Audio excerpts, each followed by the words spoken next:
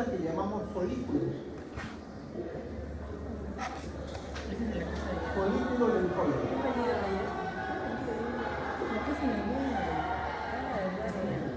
Folículo linfóide.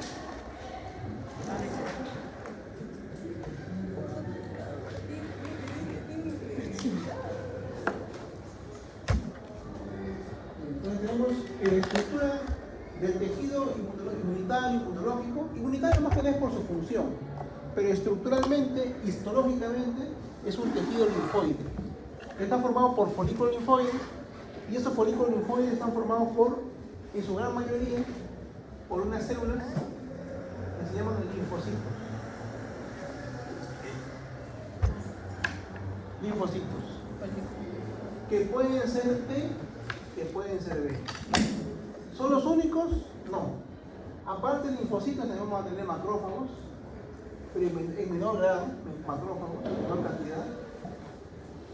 Y también vamos a tener lo que llamamos las células presentadoras de antígenos. Células presentadoras de antígenos, células dendríticas. Esas son las células que forman los folículos linfoides. Pero el tejido linfoide está formado por folículos linfoides, y los folículos linfoides están formados por linfocitos, en su gran mayoría, que pueden ser T o B, pero además de haber linfocitos, hay macrófagos, hay células presentadoras de antígenos, y también los linfocitos B, cuando se activan, se van a diferenciar unas células más grandes, que se llaman, ¿cómo se llaman? Células plasmáticas. Entonces estas son las células que vamos a tener nosotros en el sistema, en el tejido linfoide.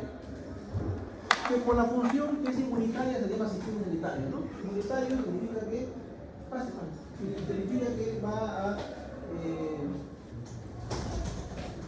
va a defendernos, como dice ahí. Su función principal del sistema linfoide es proteger el cuerpo de patógenos. O también de células enfermas, ¿no? Cuando hablamos de células enfermas, hablamos de cáncer, por ejemplo, o hablamos de células que han sufrido un cambio viral, ¿no? Como los coilocitos que ya mencionaba. Ese es el sistema inmunitario, pero estructuralmente es el tejido linfoide. Ahora, el tejido linfoide, que son la estructura anatómica histológica más pequeña, son los folículos linfoides, son de dos tipos. Los folículos linfoides pueden ser folículos linfoides, vamos a verlos, pueden ser folículos linfoides primarios o pueden ser folículos linfoides secundarios.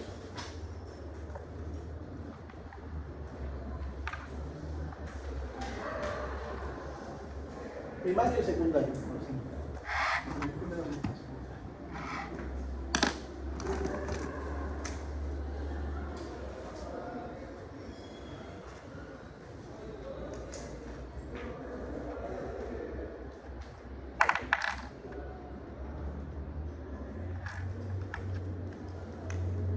O sea, estructuralmente esos folículos linfoides pueden ser primarios o secundarios. ¿Cómo los diferenciamos? Los primarios es un conglomerado de linfocitos. Cada puntito es un núcleo de un linfocito. Son células que van a formar estructuras nodulares, como si fueran nódulos. Son unas esferas en forma tridimensional.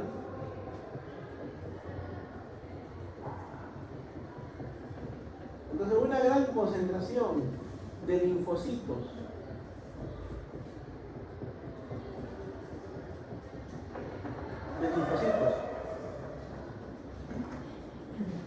en forma redondeada es un folículo primario, y el folículo linfoide secundario es semejante, es un nódulo también, de linfocitos también, pero ese nódulo de linfocitos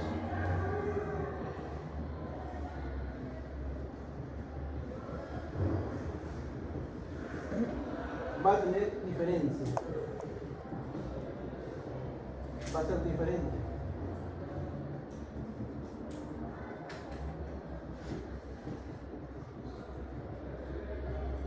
Se va a observar una zona superficial más densa, con mayor cantidad de células, mayor cantidad de linfocitos, y una zona central con menos células. Inclusive se va a ver de un color medio rojo, o sinófilo.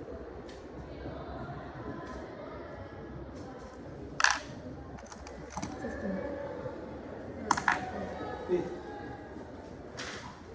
Este es un folículo primario, folículo linfoide primario, un conglomerado de linfocitos de forma nodular, primario. Folículo secundario, un conglomerado de linfocitos, pero que tiene una zona central que se llama, vamos a ponerlo por aquí, esta zona central se llama centro germinativo.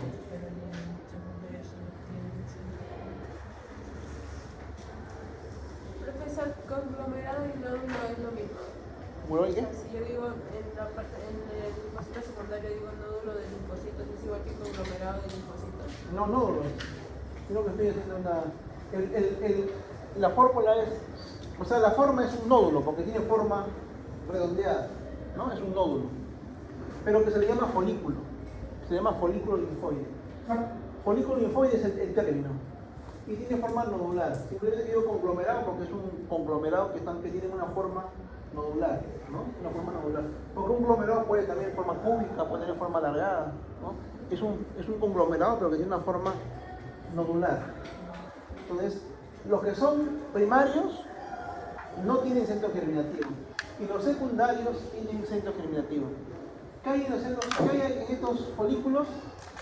Generalmente vamos a tener, sobre todo en el centro germinativo, vamos a encontrar linfocitos B. ¿Ya? Linfocitos B. Es lo que hay ahí. Y en el centro germinativo, como su nombre lo dice, germinativo, germinar, ahí lo que va a suceder es que van a aparecer nuevos linfocitos. ¿Qué significa? Que van a haber mitosis. Hay mitosis donde van a aparecer nuevos linfocitos en esta zona, en el centro germinativo. Aquí nacen más células, más linfocitos. ¿Ya? Pues se llama centro germinativo. Entonces el tejido linfoide lo que va a hacer es seguir produciendo linfocitos a nivel periférico, ¿no? Habíamos dicho que la única célula que puede seguir reproduciéndose después de aún después de la médula ósea, porque en la médula ósea se producen todos. Pero hemos visto que hay varios tipos de glóbulos blancos. Hay neutrófilos, hay eosinófilos, hay basófilos, hay mastocitos, ¿no? Hay monocitos. Entonces, los únicos que pueden seguir produciéndose fuera de la médula ósea son los linfocitos.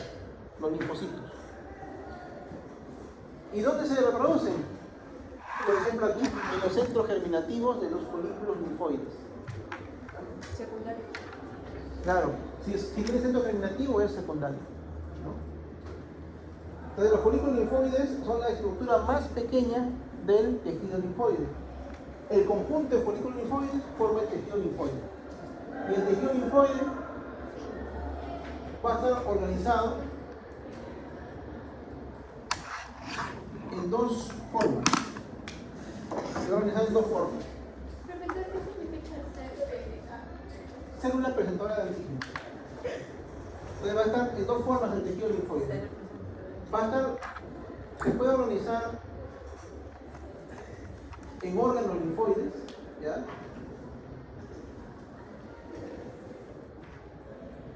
Órganos linfoides. Es decir, el tejido linfoide va a formar órganos exclusivos. O va a estar formando parte de otro órgano, ¿no?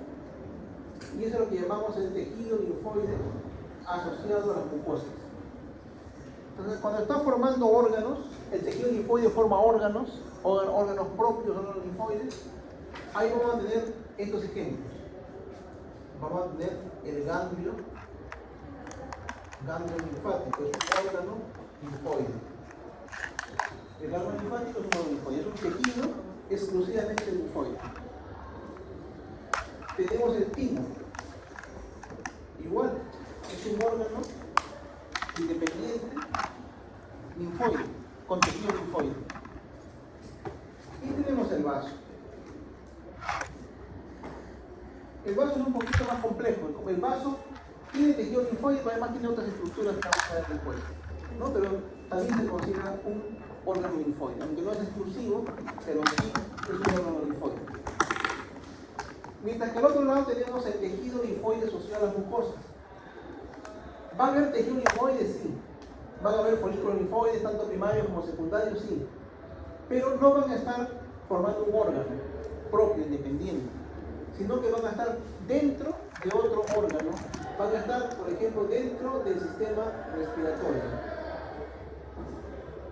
Van a estar dentro del sistema digestivo.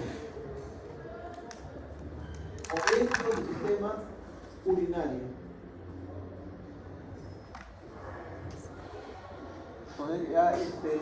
Son parte de otro órgano.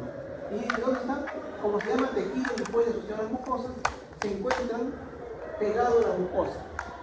En la mucosa o debajo de la mucosa, ahí se encuentran estos tejidos linfoides asociados a las mucosas. Los órganos linfoides se caracterizan porque tienen una cubierta de una cápsula que lo recubre. Una cápsula que lo recubre. Una cápsula, ¿qué tipo de cápsula? ¿La cápsula qué tipo de tejido tiene? Conectivo. Tejido conectivo, muy bien. La cápsula que rodea estos órganos es de tejido conectivo, como cualquier cápsula. Ganglio linfático está rodeado por tejido conectivo activo, rodeado por tejido conectivo en vaso, rodeado por tejido conectivo. O sea, todos tienen cápsula. Todos tienen cápsula. Mientras que el tejido linfoide que está asociado a las mucosas, que no es un órgano, sino que está formando parte de otros órganos, ¿quién lo cubre? ¿Quién lo recubre? ¿Quién lo protege? El epitelio. ¿No? El epitelio. Que vamos a poner para hacer una pequeña equivalencia como recordado. Está recubierta por una mucosa y en la mucosa tenemos epitelio. Epitelio respiratorio, epitelio digestivo o epitelio urinario, ¿no? Entonces acá tenemos ejemplos. Ejemplos de órganos linfoides, ganglio linfático, timo, vaso. Ejemplo de tejido linfoide asociado a la mucosa, la amígdala palatina. La amígdala palatina es un tejido linfoide, pero que está recubierto por una mucosa bucal, mucosa del área palatina. ¿Qué epitelio tenemos en el paladar? Epitelio estratificado plano no queratinizado, ¿no? Y así, donde se encuentre el tejido linfoide, va a tener la mucosa que lo recubre, y la mucosa es el epitelio. Si está en la mucosa gástrica, será un epitelio cilíndrico cilíndrico simple, perdón. Si está en el ilion, donde hay un epitelio linfoide que se llama placa de Peyer, también será un epitelio cilíndrico simple, pero con chapa estriada. Y así, vamos a ver diferentes epitelios según el sitio donde se encuentre el tejido linfoide. Ahora la pregunta es, ¿por qué hay tejido linfoide asociado a las mucosas? ¿Por qué el tejido linfoide tiene que estar cerquita a una mucosa? O en la mucosa. ¿Cuál sería la explicación?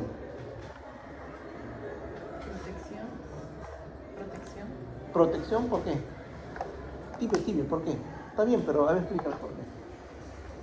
Porque el epitelio es la primera barrera de protección y necesita también de los... Claro, exactamente. Muy bien. Mi compañero nos dice que la primera barrera de defensa son los epitelios. Entonces, está el epitelio, ¿no? Está el epitelio que es como un escudo. Por acá van a venir los agentes agresivos. Y acá debajo están los refuerzos, está el sistema inmunológico. El epitelio es como un escudo, ¿no? Tenemos epitelio digestivo. Estos son los epitelios que más están en contacto con el exterior. Tenemos infecciones respiratorias frecuentemente, infecciones digestivas, infecciones urinarias. Entonces el epitelio es el que está en contacto con los agentes externos. Si se rebasa esta barrera, que es el epitelio que es como un escudo, va a entrar ¿Hacia dónde? Hacia el tejido conectivo que está por acá. Y en ese tejido conectivo se encuentran el tejido linfoide. El tejido linfoide que va a producir células y van a ir para combatir a esa infección, ¿no? O a ese agente agresor. Claro que eso demora su tiempo. Eso no es inmediato, no es instantáneo. Toma su tiempo. Lo instantáneo es las células inflamatorias, los glóbulos blancos que se encuentran en la sangre. Siempre tenemos glóbulos blancos en la sangre. Esos glóbulos blancos que están en la sangre, acá van a haber siempre capilares, van a haber vasos sanguíneos. Entonces, cuando hay una infección, cuando hay un agresor que rompe la primera barrera de defensa, ingresa al tejido conectivo, las primeras células de nuestro sistema inmunológico van a llegar a través de la sangre. De la sangre, en los vasos sanguíneos que se encuentran en ese nivel, por ahí llegan y salen del vaso sanguíneo hacia el tejido conectivo. Eso es lo más rápido que hay. Conforme pasa el tiempo, si es que eso no es suficiente, se activan los folículos linfoides y empiezan a producir células, mayor cantidad de células, ¿no? Y es un mecanismo posterior, pero ahí están para eso, ¿no? Por eso están. Por eso es que se encuentran pegados a la mucosa y en sitios donde es muy frecuente las infecciones, ¿no? Infecciones digestivas son muy frecuentes, respiratorias, en esta época más, y urinarias también. Son vías de acceso muy frecuentes a nuestro cuerpo. Bien, entonces de eso vamos a hablar el día de hoy. La estructura de cada uno de ellos. Ya más o menos hemos ido viendo. Todos tienen cápsula, excepto la amígdala, ¿no? Todos tienen cápsula, excepto la amígdala.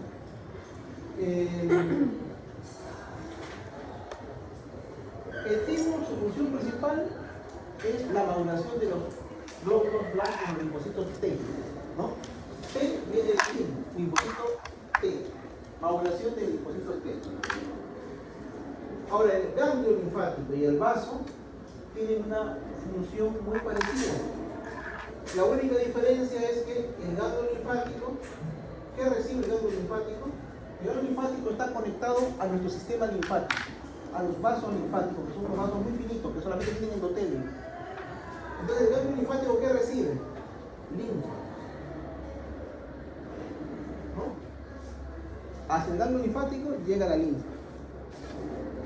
Y el vaso es un órgano sólido también, pero más grande, más voluminoso. Hacia el vaso, ¿qué va a llegar?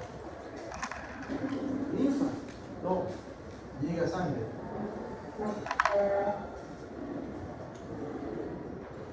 Llega sangre. Pero es un órgano mucho más complejo, pero al final hacen lo mismo. Ambos van a purificar la sangre o la linfa, la van a limpiar. Ambos se comportan como si fuera un colador o un filtro. ¿Ya? No van a eliminar toxinas, porque no es su función. Las toxinas los eliminan, por ejemplo, el hígado o el riñón. Esto lo que va a eliminar son sustancias que son detectadas por nuestro sistema inmunológico como extrañas, o sea, antígenos extraños, antígenos que no deben estar ahí. Por ejemplo, ¿qué pasa cuando el colesterol normalmente es un nutriente y normalmente lo encontramos en la sangre, normalmente, o dentro de la célula, ¿no? Es el colesterol. Pero cuando hay demasiado colesterol, el colesterol, ¿qué pasa? Empieza a dar vueltas por la sangre y se precipita dentro de los vasos sanguíneos y se empieza a acumular, ¿no? Se empieza a acumular, supongamos que acá tenemos un corte de un vaso sanguíneo, ya saben ustedes, la parte más interna se llama íntima, media y adventicia, una arteria, ¿no? Entonces, cuando hay mucho colesterol en esta zona, demasiada, y se llama hipercolesterolemia, este colesterol, estas moléculas de colesterol, van a ingresar a través del endotelio a la capa íntima del vaso, ¿no? Aquí. La íntima es así, normalmente tiene endotelio y tiene la lámina propia. Pero donde se acumula el colesterol, se hace más grueso. Ahí. Se hace más grueso y se empieza a acumular colesterol. ¿Y qué pasa con el colesterol? El colesterol normalmente no debe estar acá. El colesterol o está dentro de la célula, como un alimento que va a cumplir cierta función, o está en la sangre. Ahí no hay ningún problema. Pero cuando está fuera de la sangre o está en el tejido, en el tejido conectivo, se va a empezar a acumular y va a activar el sistema inmunológico. Aquí van a llegar macrófagos para fagocitar ese elemento que es considerado extraño ahí. O sea, cuando uno habla de algo extraño, no es que sea extraño totalmente al cuerpo, sino que también es extraño al lugar donde debe estar.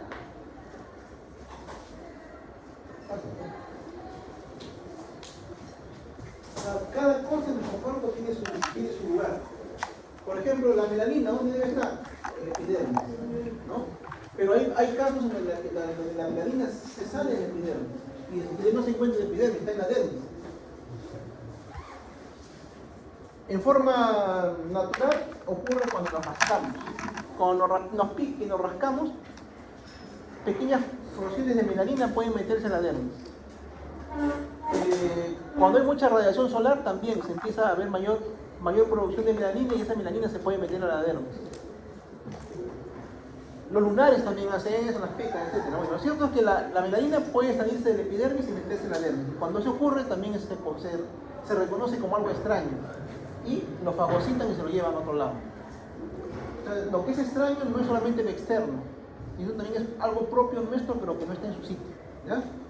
Entonces, acá esto es reconocido como algo extraño, el colesterol. Y se va a empezar acá a formar una placa ateromatosa, ¿no? Por la acumulación de macrófagos y bueno, hay un proceso ahí que ahorita no vamos a explicar, pero eso se considera también algo extraño.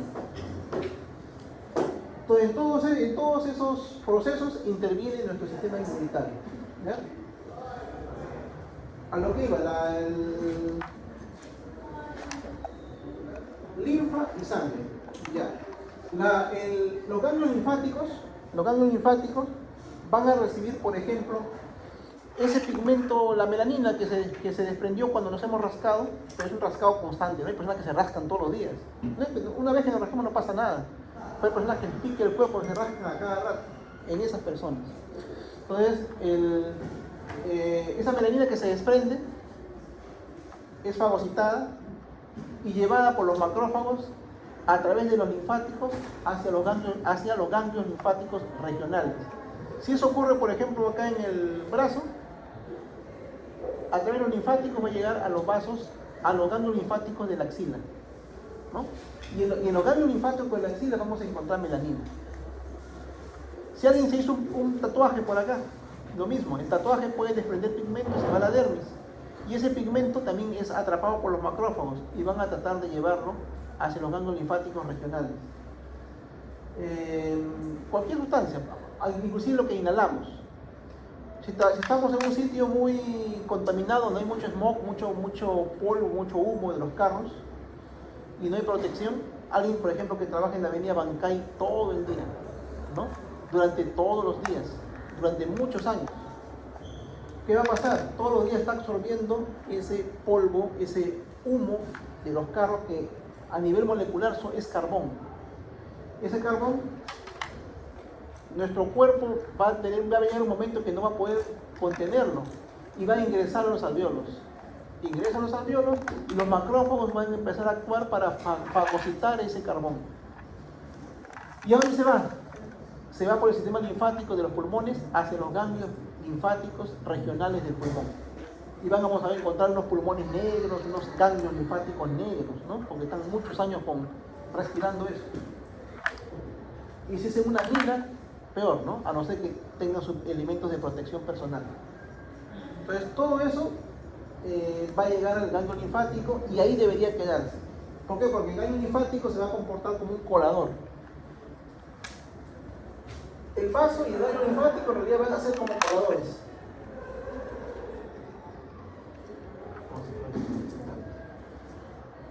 El ganglio linfático, por ejemplo, y el vaso también es algo parecido.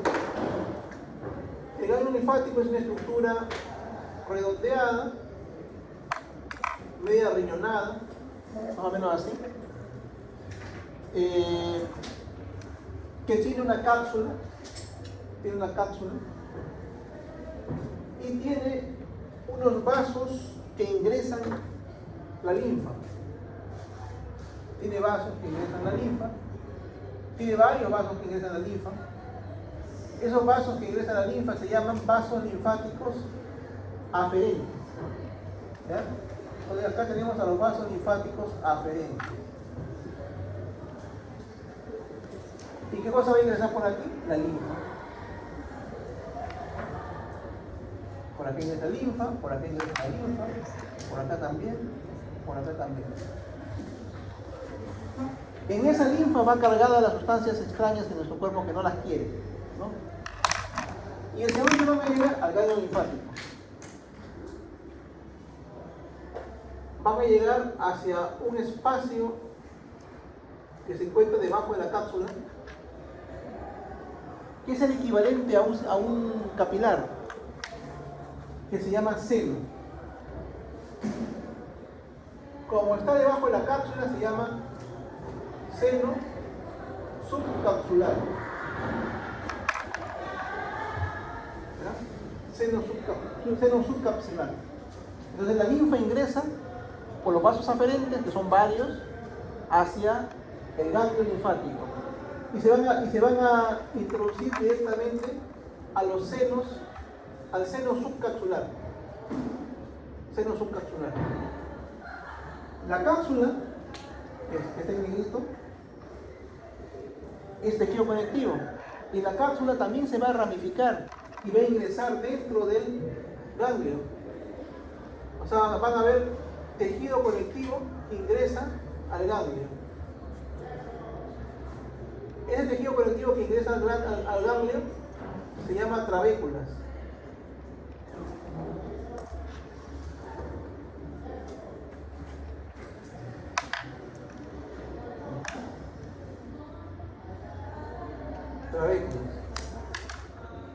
Y las trabéculas corresponden a tejido conectivo. O sea, son pequeñas ramificaciones de la cápsula que ingresan al parénquima del ganglio. Y junto con esa trabécula se van a formar otro tipo de conducto, otro tipo de senos. Como están cercanos o al costado de la trabécula, se llaman senos trabeculares. ¿Ya? Se llaman senos trabeculares. Entonces, estos que están aquí, estos conductillos que están aquí pegados a la trabécula, se llama seno trabecular. Y la linfa va a seguir ese recorrido. La linfa va por los linfáticos a los vasos linfáticos aferentes, ingresan al seno subcapsular, luego se meten al seno o a los senos trabeculares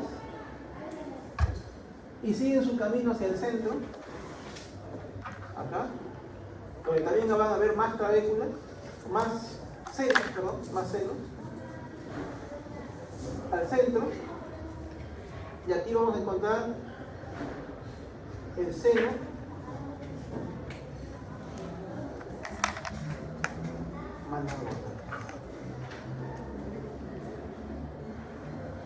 seno medular o senos medulares, ¿ya?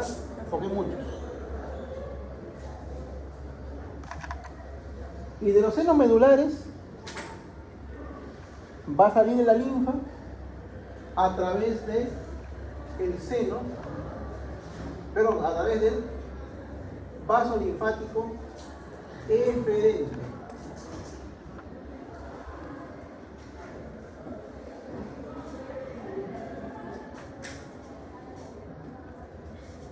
Entonces la linfa ingresa por los vasos linfáticos aferentes con todo aquello que nuestro cuerpo, bueno, con todo lo que pueda haber ahí en la linfa. Pasa al seno subcapsular, a los senos trabeculares, a los senos medulares, y después del seno medular sale por el vaso linfático eferente. Es decir, es como si fuera un embudo, idéntico a un embudo, donde en una zona es más ancho y termina en una puntita, ¿no?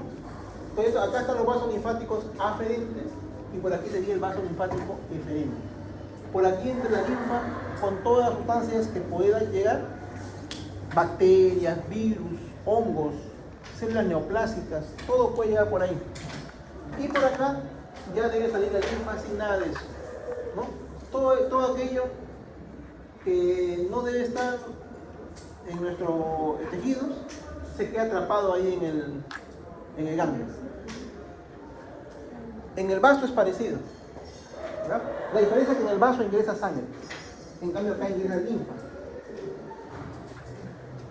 Ahora nos falta lo más importante, hemos hecho solamente el esqueleto.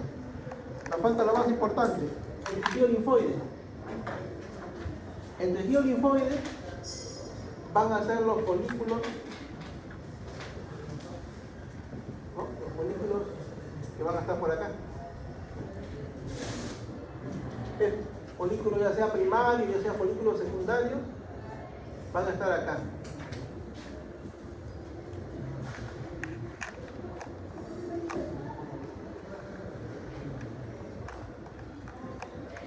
Folículos, ¿no, profesor? Sí, folículos, ahí están.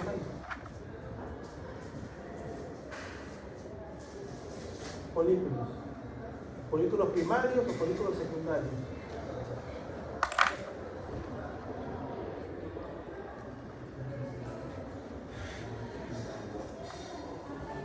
Por eso ya hemos explicado qué son los folículos. Los folículos son estructuras nodulares de linfocitos. Los que son primarios no tienen centro germinativo, los que son secundarios tienen centro germinativo. Tienen linfocitos B. La zona donde se encuentran los folículos, esta parte de ahí,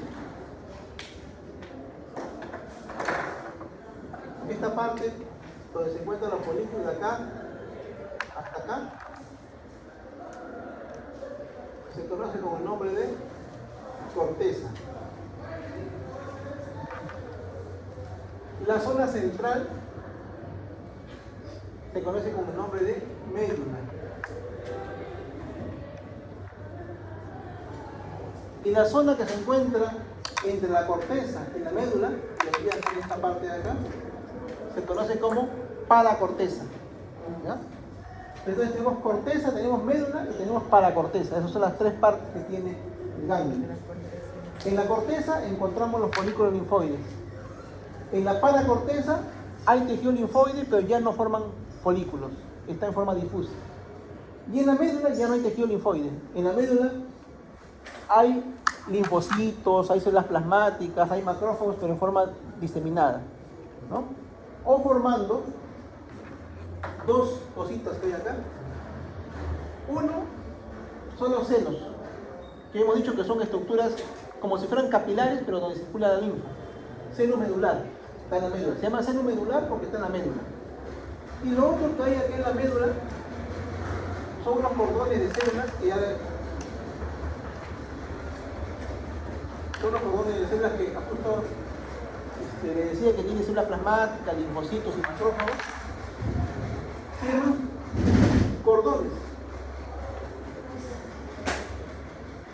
Cordones simplemente, cordones, ¿no? Cordones ganglionares. Entonces, en la zona de la médula vamos a encontrar senos y cordones, ¿no?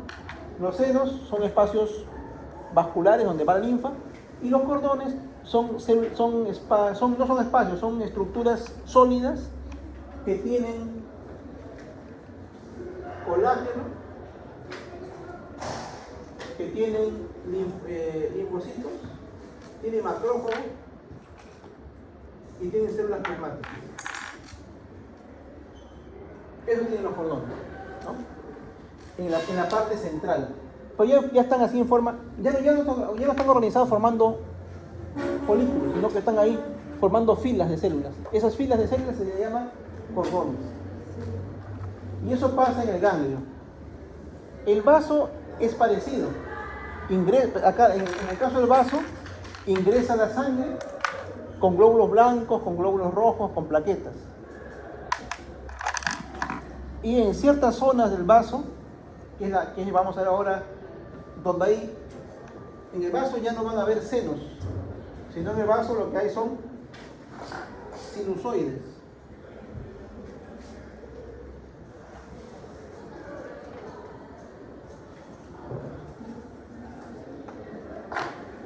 Entonces el vaso tiene dos zonas, la pulpa roja y la pulpa blanca. Y la pulpa roja es que vamos a encontrar, en lugar de senos, van a haber sinusoides. Sinusoides esplénicos. Y van a haber también cordones. Los sinusoides circulan la sangre por ahí. Y los cordones esplénicos van a ver lo mismo. Macrófagos, linfocitos, etc. Eso es la pulpa roja. Cuando la sangre ingresa hacia el vaso, todas las sustancias tóxicas de nuestro cuerpo, de nuestra sangre, todo aquello que sea anómalo, células anómalas, células envejecidas, van a ingresar por los sinusoides. Los sinusoides son capilares, es un tipo de capilar. Lo hemos visto antes, ¿ya? Son capilares fenestrados. ¿Qué significa fenestrado? Que son capilares que tienen orificios.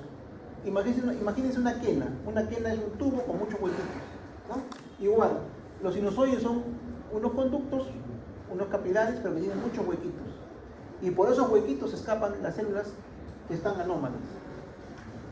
Entonces, células envejecidas o anómalas, neoplásicas, etcétera, que ingresan esos orificios y caen ¿dónde? Van a caer a los cordones. Y en los cordones van a estar las células, los macrófagos, por ejemplo. Llega una célula, un glóbulo rojo envejecido, cae al cordón y los macrófagos se encargan inmediatamente de fagocitarlo y desdoblarlo y mandar todas sus, porque eso no se pierde, ¿no? Todas las partes del glóbulo rojo se van a nuestro hígado, diferentes zonas para que se sigan produciendo nuevos glóbulos rojos. No se pierde nada. La hemoglobina, el fierro se manda nuevamente a la médula ósea, etcétera, etcétera. Entonces, eso ocurre en la pulpa roja. Y en la pulpa blanca, aquí tenemos el tejido linfoide. Tejido linfoide, es en la pulpa blanca. Entonces, pulpa roja, sinusoides y cordones, los cordones esplénicos o de Birrow. Y en la pulpa blanca tenemos el tejido linfoide. Y el otro elemento que vamos a ver es el timo.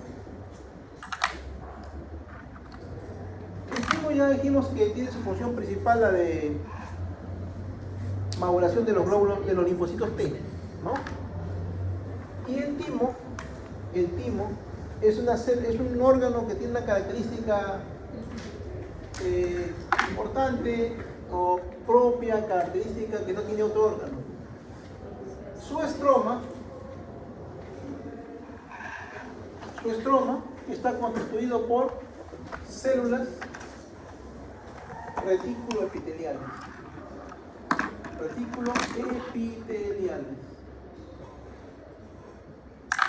Y lo subrayamos. ¿Por qué? Porque si recuerdan, los estromas de los órganos, de todo lo que hemos visto, está formado por tejido conectivo, ¿no es cierto? El estroma de los órganos es tejido conectivo. En el caso del timo no. En el caso del timo, su estroma son células reticuloepiteliales. Es un tipo de célula epitelial. Entonces, algo característico del timo es eso, que tiene células epiteliales o reticuloepiteliales como estroma. Eso no se ve en otro órgano. Entonces, eso vamos a ver ahorita, ¿ya? A ver, vamos a ver si lo podemos ver. ¿Hay preguntas? ¿Es retículo epiteliales con estroma? No. La célula se llama retículo epitelial y forman el estroma. El estroma es una parte de un órgano sólido. Todo órgano sólido, y eso ya lo hemos visto antes, tiene estroma y tiene parénquima. Entonces el estroma es lo que le da sostén, lo que lo soporta. Y el parénquima es la parte funcional. Como es un tejido linfoide, la parte funcional son los linfocitos. Y el estroma es en la célula retículo epitelial. Muy bien, entonces vamos a ver aquí. Esta